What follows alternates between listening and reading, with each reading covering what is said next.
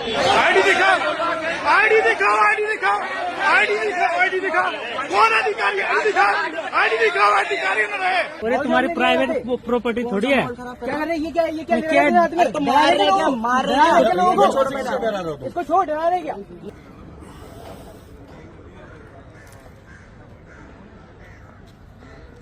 भाई साहब 47 साल का हूँ, आज भी 10 कटों को काट सकता हूँ। जो मुस्लिम लीडरशिप है वो तो अवामी नहीं है, अपनी कौम को रिप्रेजेंट नहीं करती है। लेकिन अच्छी एक बात यह है कि एक बड़ा तबका हिंदू कम्युनिटी का वो आपकी हिफाजत कर रहा है। यही जो लोग आपके लिए लड़ रहे हैं, आपके जो चैनल्स हैं, मुसलमान नहीं है, सब हिंदू हैं, वो लड़ रहे हैं। जो उम्मीद की एक छोटी सी किरण बाकी है वो उन्हीं सेकुलर हिंदू भाइयों की है जो आज हमारे लिए बदनाम भी हो रहे हैं, लड़ भी रहे हैं। उत्तराखंड में एक कोई दीपक, उसका बाइकाट कर दिया गया, लेकिन उसको मदद करने के लिए फिर वही हिंदू भाई यहाँ आए, सामने आए। हमारी जिम्मेदारी थी मुसलमानों की कि दीपक का अगर कारोबार बंद हो रहा था उसको इतना बड़ा बना देते कि और लोगों की हिम्मत पड़ती कि इंसाफ के लिए और मुंसिफ होने के लिए मदद करने के लिए खड़ा होता। दोस्तों, देश की आम जनता जाग रही है और जाग गई है। जी हाँ, नफरती राजनीति के खिलाफ खड़े होने की नई तस्वीरें बराबर सामने आ रही है। मेरा देश अब बदल रहा है। क्या आम लोग अब खुद मॉरल पुलिसिंग और नफरती राजनीति के खिलाफ खड़े हो रहे हैं, या ये कुछ अलग थलग घटनाएं हैं जिन्हें एक बड़े नैरेटिव में पिरोया जा रहा है? नमस्कार, मेरा नाम हैदर अब्बास नकवी है और आप लोग मुझको इस वक्त द स्वतंत्र पर देख रहे हैं। ये वीडियो शुरू करने से पहले मैं आपको बता दूं, जब से मोहम्मद दीपक ने एक मुसलमान दुकानदार को बचाया है, ऐसे में लगता है जो भारत की परंपरा थी, जो भारत की नींव थी, एकता, साझा संस्कृति, वो फिर से पनपने लगी है और वो फिर से दिख रही है। जी हाँ, पिछले कुछ महीनों में अलग अलग शहरों में आई घटनाएं एक नई कहानी कहती नज़र आ रही है, जहां आम नागरिकों ने खुद को अधिकारी या संगठन का कार्यकर्ता बताकर डराने धमकाने वालों को चुनौती दी। जी हाँ, बनारस लाइसेंस चेक के नाम पर हंगामा हुआ। वीडियो बनारस यानी वाराणसी का बताया जा रहा है। कुछ लोग खुद को अधिकारी बताकर कुरैशी समाज की दुकानों का लाइसेंस चेक करने पहुंचे। दुकानदारों ने उनसे पहचान पत्र मांगा। जब आईडी कार्ड दिखाने को कहा गया तो कथित तौर पर वो लोग भड़क गए, गाली गलौज हुई। लेकिन इस बार तस्वीर अलग थी। दुकानदार झुके नहीं, लोग इकट्ठा हुए, सवाल पूछे गए और अंत में वीडियो में दिख रहा है कि कथित जांच करने वाले लोग वहां से लौटते नजर आते हैं। आईडी दिखाओ, आईडी दिखाओ, आईडी दिखाओ, आईडी दिखाओ, आईडी दिखाओ, कौन अधिकारी है? दिखाओ, आईडी दिखाओ, अधिकारी न रहे। आईडी दिखाओ, आईडी दिखाओ, आईडी दिखाओ, अधिकारी न रहे। अरे कौन अधिकारी है? कौन अधिकारी है? आईडी दिखाओ, आईडी दिखाओ, दिखाओ आईडी, दिखाओ आईडी, आईडी दिखाओ, आईडी दिखाओ, गाड़ी नहीं, दिखाओ आईडी, गाड़ी नहीं, आईडी दिखाओ, अभी बता रही है। लाइसेंसी मंडी है, लाइसेंसी मंडी है, 50 साल से चल रहा है। आईडी दिखाओ, आईडी दिखाओ, आईडी दिखाओ, आईडी दिखाओ, आईडी दिखाओ, दिखाओ आईडी। तुम लोग बड़ा अधिकारी बन गए।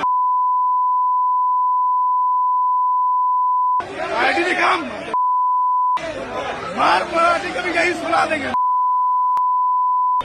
आईडी दिखाओ, दिखाओ आईडी, आईडी दिखाओ। तुम लोग बड़ा तुम है लाइसेंसी है। 7 साल की मंडी है, 7 साल की मंडी है, 7 साल की मंडी है। भाग यहाँ से, भाग यहाँ से, खींच के लगा, खींच के लगा।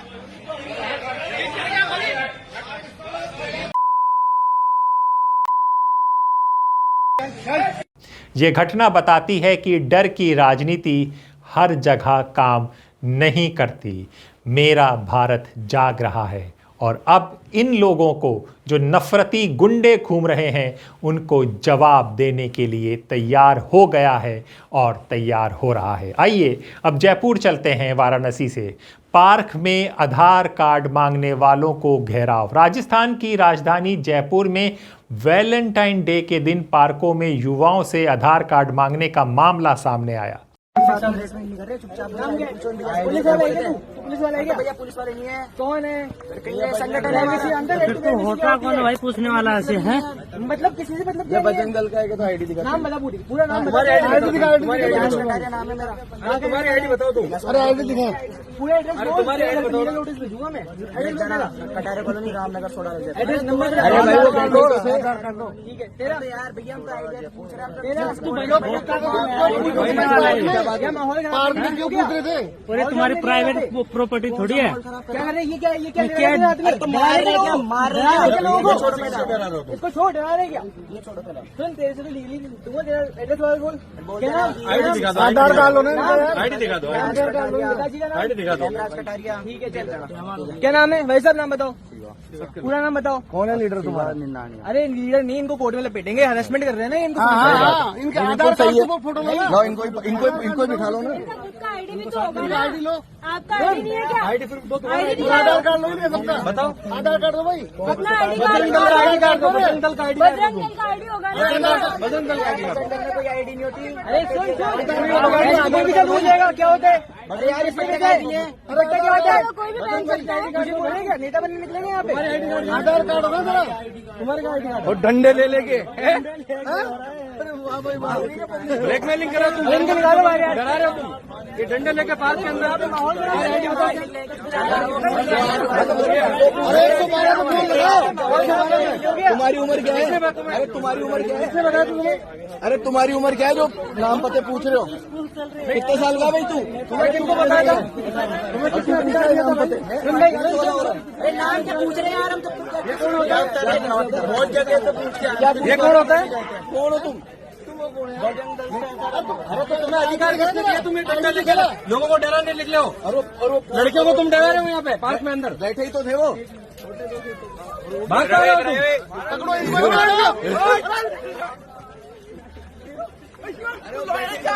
तुम भी साथ में हो?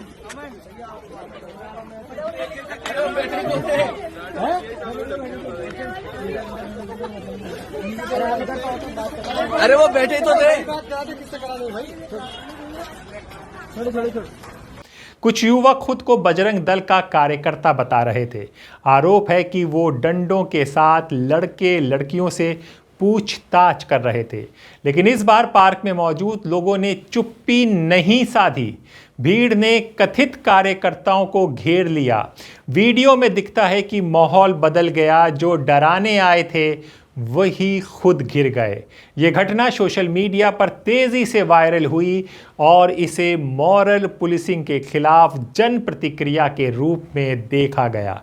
देखिए, नफरत ज़्यादा दिन तक नहीं चलती। यही द स्वतंत्र आपसे शुरू से कह रहा है। हमारा जो भारतीय डीएनए है ये मोहब्बत का है, एकता का है, साझा का है। इसको बनाने के लिए लोगों ने शहादतें दी हैं और जिन लोगों ने देश की आज़ादी के लिए कुछ नहीं किया वही आज ये घिनौने काम कर रहे हैं, बांट रहे हैं, मार रहे हैं, काट रहे हैं। आइए अब मुरादाबाद चलते हैं। तलहा की एक दुकान थी जूस की और इसी दुकान से एक बहुत बड़ा पर्दाफाश हुआ। जी हाँ, उत्तर प्रदेश के मुरादाबाद के बुद्ध बाजार इलाके में ताला नाम के दुकानदार की जूस की दुकान, कोल्ड ड्रिंक और कॉफ़ी बिकती है। यहाँ पर स्थानीय लोगों के मुताबिक दुकान अच्छी चलती है, भीड़ रहती है। आरोप है कि पड़ोसी दुकानदार इससे नाराज़ था। फिर एक दिन ताला की दुकान के सामने डस्टबिन का कूड़ा फैला मिला। स्वच्छ भारत मिशन के तहत गंदगी फैलाने का आरोप लगाया गया। नगर निगम से शिकायत हुई, नोटिस जारी हुआ, दुकान खाली करने का दबाव बना। लेकिन मामला तब पलटा जब पुलिस ने सीसीटीवी फुटेज खंगाली।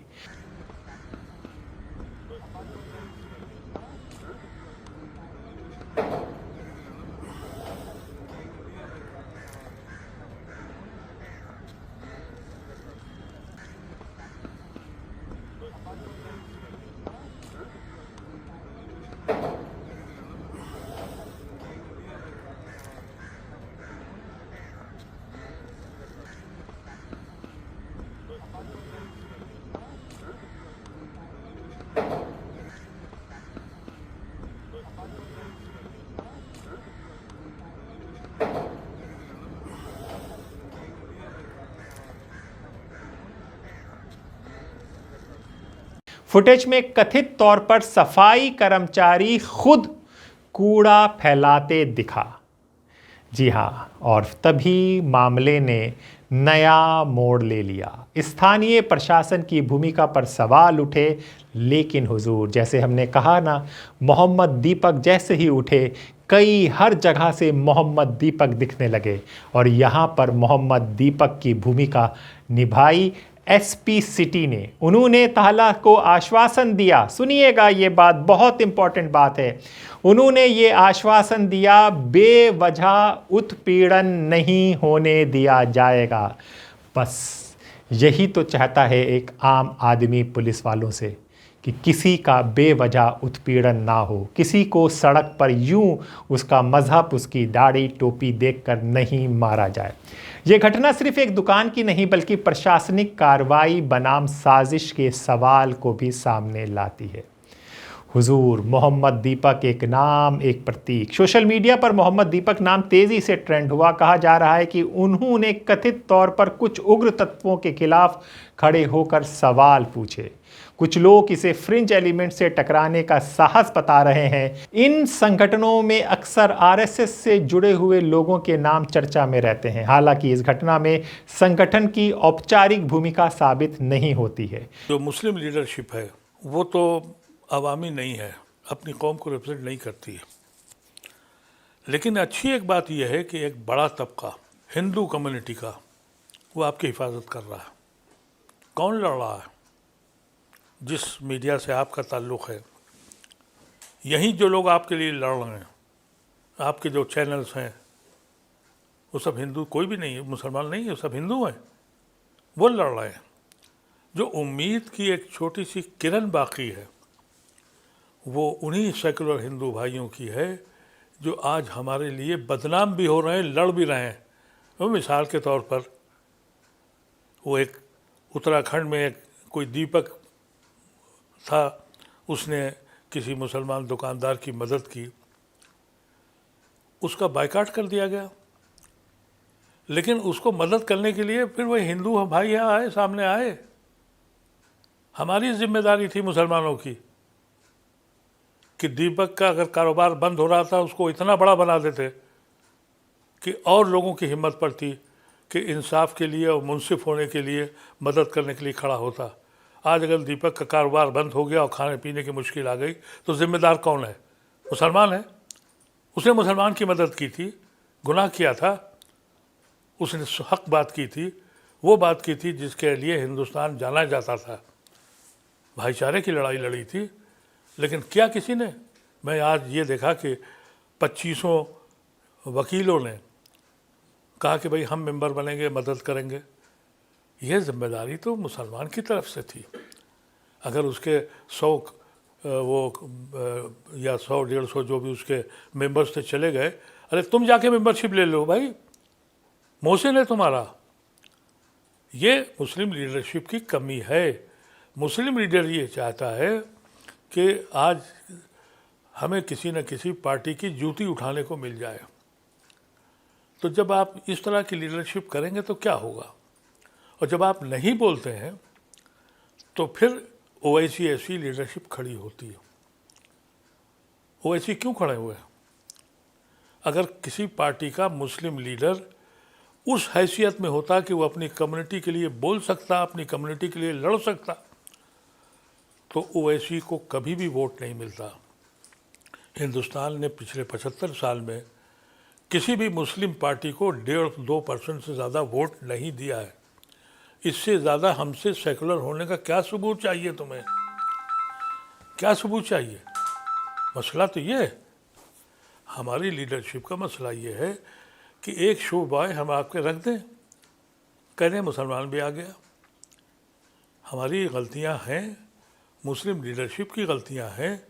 मुसलमान जब किसी पार्टी में जाए तो एलानिया कहे कि मैं आपकी पार्टी में मुसलमानों का नुमाइंदा होकर आया हूँ, मुसलमानों के साथ अगर इनजस्टिस होगा तो मैं आपसे बोलूँगा, आपके ख़िलाफ़ बोलूँगा। एक बार बोल दे, लेकिन ऐसा तो होता नहीं है। सेकुलर पार्टियां का हाल ये है कि इतना सितम हो गया, कोई बोल रहा है? कोई नहीं बोल रहा है, न बोलेगा। क्योंकि उसे गलतफहमी ये है, और उसकी गलतफहमी से जो हिंदू संगठन है मजबूत हो रहे हैं। उसको ये लग रहा है कि मेरा हिंदू वोट भाग जाएगा, तो वो हिंदू वोट की बेइज्जती कर रहा है। एक बात सामने तो आए, देखिए कितना हिंदू उसके साथ जुड़ेगा, मुसलमान का हौसला बढ़ेगा। कांग्रेस करती थी ये, अब कांग्रेस में ये दम नहीं है कि वो बोल सकें। ये वो पहलू हैं जिस पे हमको सोचना भी चाहिए, और ये मुल्क के लिए मुश्किल का वक्त भी आ गया है। दीपक की घटना के बाद सोशल मीडिया पर यह नैरेटिव बना कि अब लोग चुप नहीं रहेंगे, लेकिन हुजूर अभी भी कुछ लोग ऐसे हैं जो खुले मंच पर नफरत फैला रहे हैं। इसी में एक शख्स हैं टी राजा सिंह, और उनके बयान है, उन पर कब कार्रवाई होगी देश देख रहा है।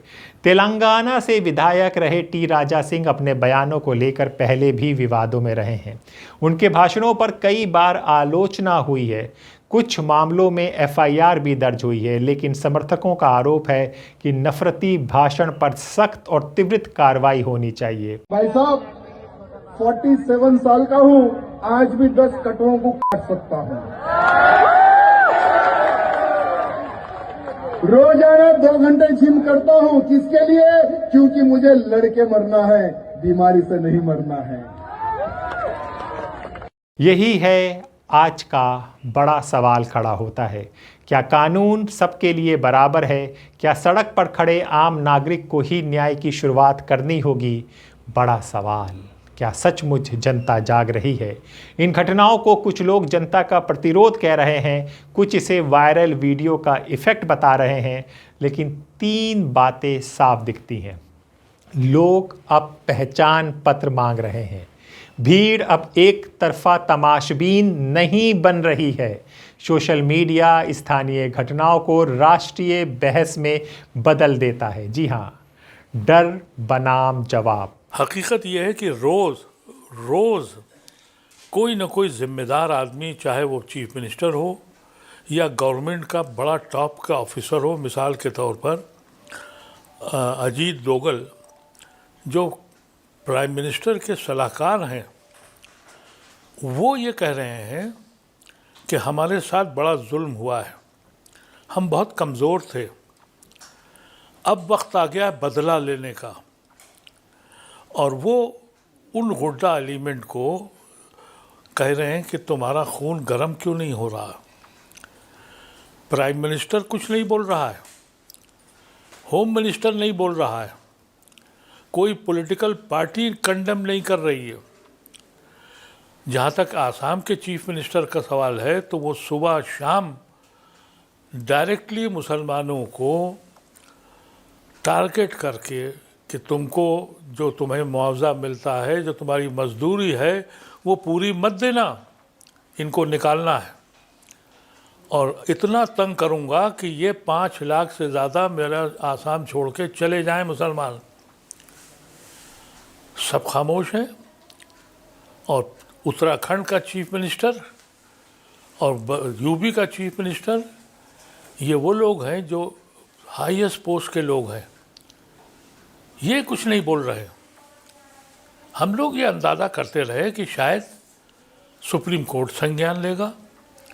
सुप्रीम कोर्ट जो है वो सुप्रीम है, उसको कॉन्स्टिट्यूशन के का तहफ़्फ़ुज़ करने की जिम्मेदारी है उसकी, और एक ख़ास तबके को, आम आदमी नहीं, आम आदमी तो सड़कों पे मुसलमान झेल ही रहा है, कहीं टोपी उतरवा ली जाती है, कहीं कुछ कर दिया जाता है, वो तो रोज़ होता है। लेकिन जब chief minister of the state and adviser to the prime minister openly कह रहे हैं, तो ये हम लोगों ने 12 लोग थे जिसमें हम लोगों ने सुप्रीम कोर्ट को एक PIL डाली है। आपका रोल क्या है? आपकी जिम्मेदारी क्या बनती है? आप कोई गाइडलाइन देंगे, या जो हाईएस्ट अथॉरिटीज़ हैं एडमिनिस्ट्रेशन की और पॉलिटिकल लीडर्स की, वो ओपनली बगावत करते रहेंगे और आप चुप रहेंगे? देश का संविधान नागरिकों को बराबरी और अभिव्यक्ति का अधिकार देता है। कोई भी व्यक्ति कानून अपने हाथ में नहीं ले सकता, ना किसी संगठन के नाम पर, ना किसी धर्म के नाम पर। अगर बनारस, वाराणसी, जयपुर और मुरादाबाद जैसी घटनाएं सचमुच ये संकेत है कि आम लोग सवाल पूछने लगे हैं तो ये लोकतंत्र के लिए एक अहम मोड़ हो सकता है। लेकिन सावधानी भी ज़रूरी है। हर वायरल वीडियो पूरी सच्चाई नहीं बताता, हर भीड़ न्याय का प्रतीक नहीं होती।